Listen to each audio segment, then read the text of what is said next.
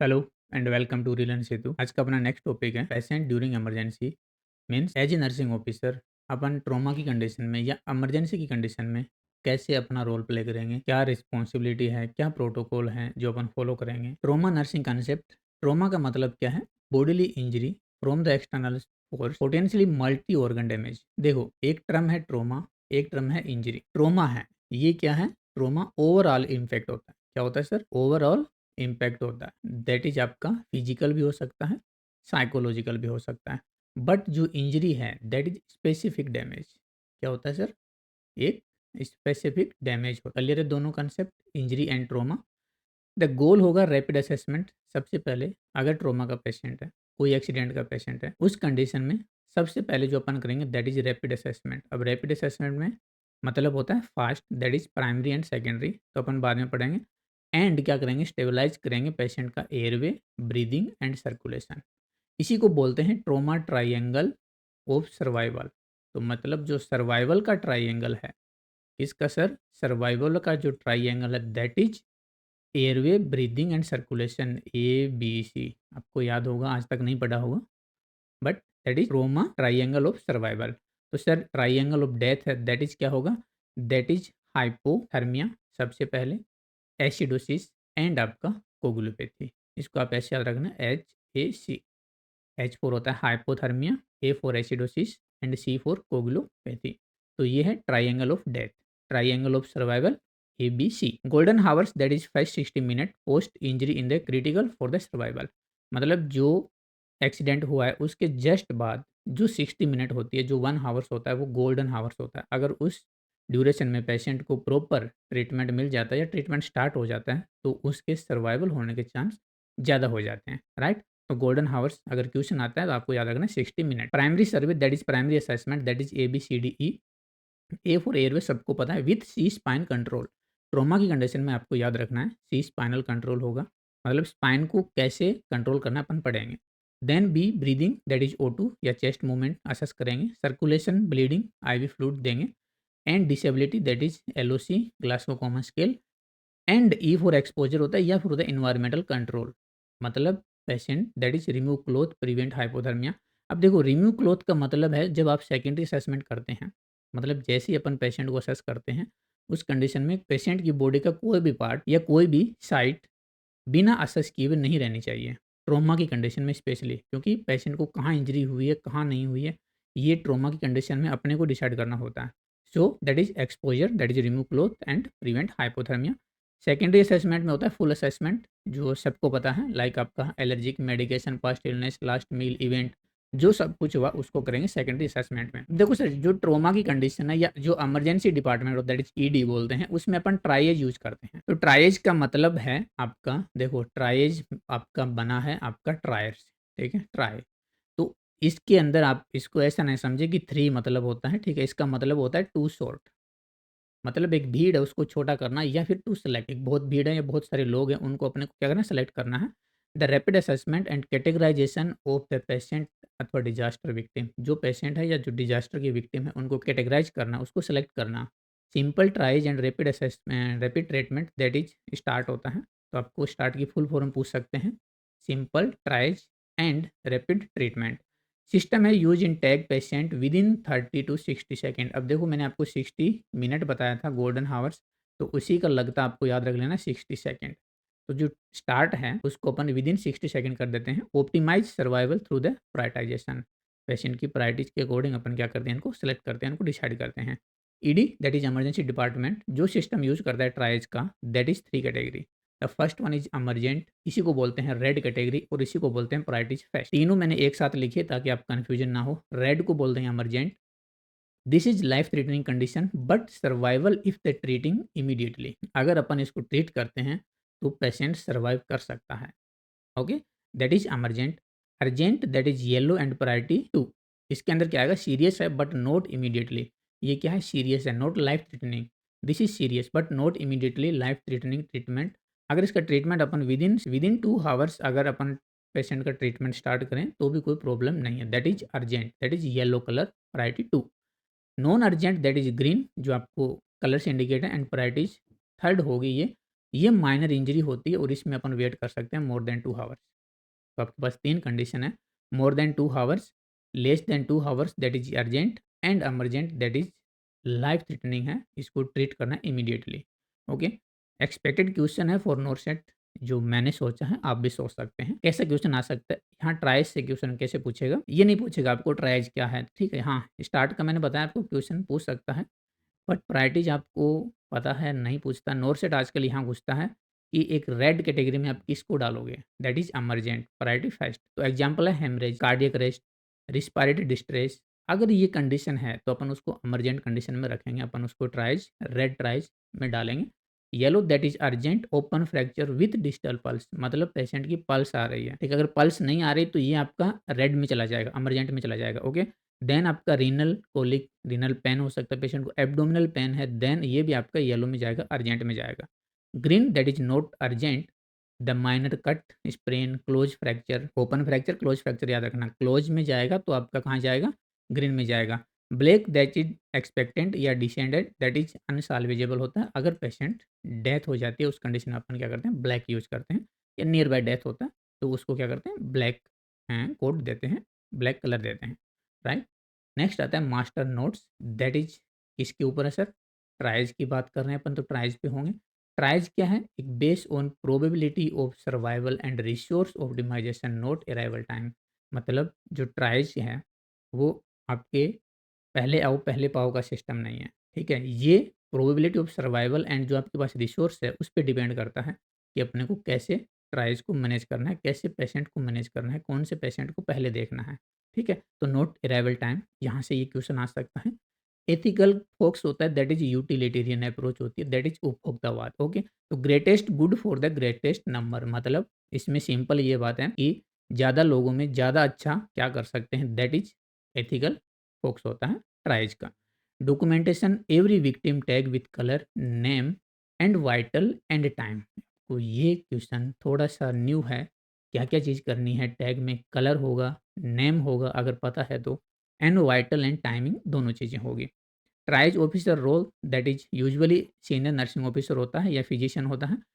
मास casualty training या triage protocol जो follow करता है। इमरजेंसी प्रोटोकॉल एडेप्टेशन, हॉस्पिटल में be also use 5 level emergency service index, इसको बोलते हैं ESI। एक तो आपको फुल फॉर्म याद रखनी है, न्यू है, ट्राइज से हटकर है, तो फुल फॉर्म ESI की आपको याद रखनी है, इमरजेंसी सीवियरिटी इंडेक्स। और ये 1 से लेकर, मतलब ESI 1 से लेकर आपकी ESI 5 तक होती है, ठीक है सर? तो वैसे ही है जैसे आपका रेड टू ग्रीन था, उसी के अकॉर्डिंग अपन प्रायोरिटी डिसाइड करते हैं, बट यहाँ पे 3 ना होके 5 होती है, ठीक है? बस इतना याद रखना। Only central that is carotid या फीमोरल पल्स चेक करते हैं इन इमरजेंसी कंडीशन, बहुत इंपॉर्टेंट। टाइमिंग की बात करें तो with in 10 second upon assess कर सकते हैं। क्यों? क्योंकि टू अवॉइड CPR डिले। अब यहाँ पे अगर ऐसा क्वेश्चन पूछा जाता है कि भाई अपन लेस देन 10 सेकंड ही क्यों यूज़ करते हैं, तो आपको याद रखना है to avoid CPR delay. Next आता है type of trauma, the first one is blunt. Blunt देखो नाम से इंडिकेट है, इसमें क्या होगा? आपकी स्किन इंटैक्ट रहेगी, क्या रहेगी सर? स्किन इंटैक्ट रहेगी, बट इंटरनल डैमेज होगा, दैट इज डल ऑब्जेक्ट होते हैं उनसे डैमेज होगा, that is motor vehicle accident. Most oftenly इनमें ब्लंट ट्रॉमा होता है। फॉल, पेशेंट अगर गिर जाता है तो ब्लंट होता है, that is internal injury possible. यहाँ पे क्या होगा? इंटरनल इंजरी होने के चांस होते हैं। पेनिट्रेटिंग, इसके अंदर क्या होगा? स्किन आपकी इंटैक्ट नहीं होगी, मतलब स्किन ब्रेक डाउन होगा स्किन, और क्या होगा? पेनिट्रेट होगा, लाइक आपका गन शॉट। इस कंडीशन में आपको क्या करना है? कंट्रोल करनी है ब्लीडिंग को सबसे पहले, एंड नो ऑब्जेक्ट रिमूवल, ये आपको नहीं करना। ऐसा नहीं है कि बंदूक की गोली लगी है या चाकू लगा है तो क्या करेंगे सर? उसको पहले निकालते हैं। आपको क्या करना है? सिर्फ ब्लीडिंग कंट्रोल करनी है, ब्लीड को कंट्रोल करना है, बाकी आपको कुछ नहीं करना, ठीक है? वो उसका एक्सरा, जाँच, सीटी जो कुछ होना है उसके बाद या पेशेंट को स्टेबल करने के बाद ही अपन क्या करते हैं? ऑपरेट करते हैं। सो पेनिट्रेटिंग हो गया। क्रश, इसमें क्या होगा? कंप्रेशन इंजरी होती है। हेवी प्रेशर या फोर्स के बीच में अगर टिश्यू कंप्रेस होते हैं देन जो इंजरी होती है दैट इज क्रश इंजरी होती है। उसके अंदर क्या होता है? रेब्डोमायोलाइसिस, मतलब जो मसल्स होती है, जो स्केलेटन मसल्स होती है उनका लाइसिस होती है, वो ब्रेक डाउन होती है, वो टूटती है। और सर जैसे ही टूटती है तो आपका क्या निकलता है? एक तो मायोग्लोबिन होता है जो आपके सेल्स के अंदर, मसल्स के अंदर होता है। देन आपका आता है पोटेशियम, ये सब क्रिएटिनिन वगैरह वेस्टेज जो टॉक्सिक सब्सटेंस होते हैं वो ब्रेक होते हैं, निकलते हैं, और ब्लड में इंटर करते हैं, और जैसे ही वो इंटर करते हैं वो आपके क्या करते हैं, किडनी को फेल करते हैं, that is acute renal failure होगा। तो उस कंडीशन में आपको क्या मॉनिटर करना है, that is IV fluid and potassium level. Clear. Thermal और केमिकल इंजरी जो आपको पता है बर्न या फ्रोस्ट बाइट हो सकती है, तो उस कंडीशन में फ्लूइड रिसक्सिटेशन करना है और एयरवे को प्रोटेक्ट करना है। Clear.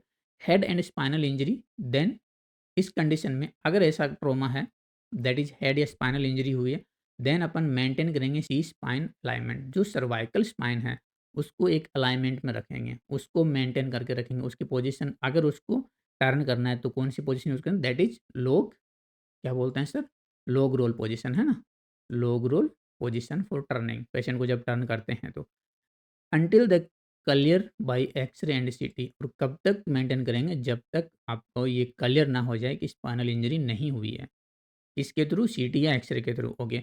Monitor neurostatus every hourly, that is GCS. Watch for the Cushing triad. What is Cushing triad, sir ये कुशिंग ट्राइड, अब देखो आपको याद रख लेना, कुशिंग C43, ठीक है, ABC तो 3 होते हैं। तो फर्स्ट वन आपको याद रखना है, that is BP plus heart rate and plus respiration RR। अब देखो जब जैसे ही कोई इंजरी होगी, कोई कंडीशन होगी जो आपके ब्रेन को अफेक्ट करेगी, that is ICP, increase ICP होगा। इस कंडीशन में क्या होगा, इंक्रीज आईसीपी होगा। तो जब आईसीपी इंक्रीज होता है उस कंडीशन में पेशेंट का जो रिस्पायरेशन है वो इरेगुलर होता है, मतलब या तो हाइपो होगा, हाइपर वेंटिलेशन, या हाइपो वेंटिलेशन होगा। क्लियर। तो रिस्पायरेशन इरेगुलर होगा। बीपी हमेशा इस कंडीशन में आपको इंक्रीज मिलती है, मतलब हाई ब्लड प्रेशर। और जब हाई ब्लड प्रेशर है तो हार्ट रेट आपका क्या होगा, डिक्रीज होगा। तो जो पल्स रेट होती है वो क्या मिलेगी आपको सर, डिक्रीज मिलेगी। और अगर ऐसी कंडीशन मिलती है तो उसको बोलते हैं कुशिंग ट्राइड। और ये किसको इंडिकेट करता है, इंक्रीज आईसीपी को। क्लियर है। तो जैसे ही ऐसी कंडीशन एक पेशेंट में मिलती है आप तुरंत एक्शन लेंगे, या तुरंत क्या करेंगे, असेस करेंगे कि final injury that is above T6, that is risk of neurological shock and autonomic डिसरिफ्लेक्सिया। ठीक है। अब देखो ये तो अबो T6 था, सपोज आपका सर्वाइकल C3 या C5 है, इस बीच में है, तो क्या होगा, आपका जो ब्रीदिंग प्रॉब्लम है पेशेंट को वो होगी, है ना, स्पॉट एंड ब्रीथ पेशेंट नहीं कर पाएगा, उसको वेंटी पे डालना पड़ सकता है। फर्स्ट नर्सिंग एक्शन होता है अगर स्पाइनल इंजरी हुई है तो क्या होता है, इमोबिलाइज नेक। मैंने क्या बोला, सर्वाइकल स्पाइन को अलाइनमेंट करना है वहाँ पे और मेंटेन करना है एयरवे। अब जैसे ही अपन एयरवे मेंटेन करते हैं सर, इसकी बात हो रही है, एयरवे मेंटेन करते हैं, तो एयरवे मेंटेन करने के लिए अपन एयरवे को ओपन कैसे करेंगे, ठीक है। तो उस कंडीशन में आपको जो मैनुअर यूज करना है दैट इज जो थ्रस्ट मैनुअर। ठीक है। अब जो थ्रस्ट मैनुअर यूज करके आप एयरवे को ओपन कर सकते हैं। तो यूज कौन सा नहीं करना, दैट इज आपका होता है हेड टिल्ट एंड जो चिन होती है उसको क्या करते हैं, लिफ्ट। तो ये मैनुअर आपको यूज नहीं करना। दोनों चीज़ें क्लियर। जो सर्वाइकल स्पाइन अलाइनमेंट होता है उस कंडीशन में कौन सा मैनुअर यूज करना है, दैट इज जो थ्रस्ट मैनुअर। कौन सा नहीं करना, that is head tilt and chin left manure. Position की बात करें, दैट इज लॉग रोल और टर्निंग वो यूज करनी है, पेशेंट को फ्लैट पोजीशन में रखना है। ठीक है। और जब ट्रांसफर करते हैं that is log roll for turning या टर्न करने के लिए। Okay. Haemorrhage and fluid resuscitation अगर ट्रॉमा कंडीशन में करना हो तो यूज करते हैं large bore IV catheter, that is 2। Minimum आपके पेशेंट के 2 आईवी लाइन होनी चाहिए for rapid infusion. Okay. Preferred fluid that is RL and NS होता है। अब देखो सर, रैपिड इन्फ्यूजन से मतलब आपको सिंपल याद रखना है कि 1 लीटर तक अपन फ्लूइड देते हैं पेशेंट को जब पेशेंट शोक में होता है या हाइपोवोलेमिया में होता है। और बच्चों की कंडीशन होती है देन अपन 20 ml पर केजी के हिसाब से फ्लूइड यूज करते हैं, 20 ml पर केजी के हिसाब से। ओके। मासिव ट्रांसमिशन रेशियो याद रखना, 1:1:1, मतलब PRBC 1, FFP 1, प्लेटलेट 1। तो PRBC मतलब प्लेटलेट हो जाएगा, फ्रेश फ्रोजन प्लाज्मा हो जाएगा, और आपका PRBC हो जाएगा। Monitoring for DIC in polytrauma patient, अगर मल्टीपल ट्रोमा हुआ है तो आपको DIC के लिए मॉनिटर करना है। मल्टीपल ऑर्गन डैमेज MOD या multiple organ system failure, what is this, the cause by prolonged hypoperfusion अथवा सेप्सिस। अब देखो हाइपोपरफ्यूजन, ठीक है सर, इसको कैसे असेस करते हैं, इसके लिए अपन एक यूज करते हैं दैट इज MAP, मतलब इसका नाम है मीन आर्टेरियल प्रेशर। अब ये क्या होता है, एवरेज प्रेशर होता है किसका, पेशेंट की आर्टरी का, कब, ड्यूरिंग 1 कार्डियक साइकिल। याद रखना 1 कार्डियक साइकिल में CA लिख रहा हूँ। अब जैसे ही 1 कार्डियक साइकिल के अंदर जो पेशेंट की आर्टरी का नॉर्मल प्रेशर होता है दैट इज मीन आर्टिलर प्रेशर। इसको असेस करने के लिए अपन जो फॉर्मूला यूज़ करते हैं दैट इज़ एमएपी। एमएपी के लिए अब अपन यूज़ क्या करते हैं यहाँ पे डायस्टोलिक प्रेशर या डायस्टोलिक प्रेशर डीपी लिख देता हूँ, प्लस जो 1/3 होता है किसका that is systolic minus diastolic, या फिर इसको आप पीपी लिख सकते हैं दैट इज़ पल्स प्रेशर। अब ऐसा 1/3 क्यों होता है? क्योंकि जो 1 साइकिल होता है, 1 साइकिल में जो रिलैक्सेशन टाइम है या जो डायस्टोल का टाइम है वो ज़्यादा होता है compare to systole. Systole quickly होता है, डायस्टोल आराम से होता है, ठीक है? टाइम तो 1/3 जो होता है दैट इज़ सिस्टोल एंड 2/3 होता है दैट इज़ डायस्टोल। तो अपन ये 1/3 यूज़ करते हैं, ठीक है sir? Okay. Organ fail sequentially. अब बहुत इंपॉर्टेंट क्वेश्चन है, कैसे ऑर्गन फेल होंगे? आपने पढ़ा multiple organ failure, multiple organ damage कैसे होंगे? तो सबसे पहले लंग्स जाएगा, ठीक है सर? 1 नंबर पे जाते हैं, उसके बाद में किडनी जाएगी, हार्ट पे नहीं जा रहे आप, किडनी जाएगी 2 नंबर पे, 3 नंबर लीवर जाएगा, 4 नंबर हार्ट पे जाएगा, तो हार्ट फेलियर यहाँ जाके आएगा, देन आपका ब्रेन जाएगा। तो एंड में ब्रेन जाएगा, सबसे पहले लंग्स जाएगा, बीच में जो आएगा तो ब्रेन से पहले दिमाग से पहले दिल, ठीक है सर? अब क्या बच गया? किडनी एंड लीवर, तो लंग्स के बाद किडनी, क्योंकि जो आपने ABG that is arterial blood gauge, तो लंग्स मेंटेन करता है, देन किडनी मेंटेन करती है। तो जस्ट याद रखने के लिए बता रहा हूँ आपको, लंग्स के बाद किडनी, किडनी के बाद लीवर, लीवर के बाद आपका हार्ट एंड हार्ट के बाद ब्रेन। नर्सिंग फोकस होगा दैट इज़ O2 डिलीवरी। तो जो एमएपी मैंने आपको बताया था उसको मिनिमम कितना रखेंगे? मोर देन 65, याद रखना, मोर देन या एटलीस्ट 65 एचजी तो होना चाहिए। ओके सर, अगर ये लेस देन 65 होगा उसको क्या बोलते हैं? That is hypoperfusion. और हाइपर कब होगा? जी ये अच्छा सॉरी, आपका नॉर्मल कितना होता है ये? 70 टू 100 होता है, ठीक है? तो मोर देन अगर 100 होता है that is hyperperfusion. Critical rescue that is uncontrol bleeding. अगर पेशेंट की ब्लीडिंग कंट्रोल नहीं हो रही है, ब्लीडिंग को कैसे कंट्रोल करते हैं? That is applied direct pressure. सबसे पहले आपको जहाँ ब्लीडिंग हो रही है, जिस साइड पे ब्लीड हो रहा है, उस पे डायरेक्ट प्रेशर लगाना है। उसके बाद में भी नहीं कंट्रोल हुई, देन एलिवेट करना है लिम्ब को, जो पार्ट है उसको एलिवेट कर देंगे, ठीक है? If no response then tourniquet 2 inch above the wound. अब जो घाव है, जहाँ पे इंजरी हुई है, उससे 2 इंच अबव आप टर्निक्विट बांधेंगे, ज़ोर से उस पार्ट को टाइट कर देंगे और start IV fluid, blood transfusion as order. Monitor for the hypoventilation that is hypovolemic shock that is decrease BP, increase heart rate, pulse। Then quick reel and box है, बहुत इंपॉर्टेंट है सबके लिए। हमने आज क्या पढ़ा? दैट इज ABCD, मैंने आपको बताया था। Triangle of survival that is ABC, आपको याद रखना, एयरवे, ब्रीदिंग, सर्कुलेशन। इसी के अंदर ऐड है डिसेबिलिटी एंड एक्सपोजर, जो ABCDE बनता है। गोल्डन हावर्स, गोल्डन पीरियड्स 1 या फर्स्ट हावर्स होती है पोस्ट ट्रोमा। ग्लासको कोमा स्केल अगर लेस देन 8 है तो इंट्यूबेट कर देते हैं पेशेंट को। रेब्डोमायलिसिस आपको बताया था, फ्लूइड एंड पोटाशियम को मॉनिटर करना है। Cushing triad that is ICP को इंडिकेट करता है, increase BP, decrease heart rate और इरेगुलर रिस्पायरेशन या decrease respiration. Transfusion ratio that is 1/1, 1 PRBC, 1 platelet and 1 fresh frozen plasma. Multiple organ dysfunction that is progressive, या उसका sequence क्या होता है? The first one is lungs, second kidney, liver, brain. Okay. Then MAP goal, जो trauma की condition है उसमें अपना मिनिमम जो मीन आर्टिरियल प्रेशर होता है वो मिनिमम कितना होना चाहिए? एटलीस्ट 65 या more than 65। So thank you so much. ये थी आपकी इमरजेंसी मैनेजमेंट और उससे आने वाले जितने भी क्वेश्चन थे वो।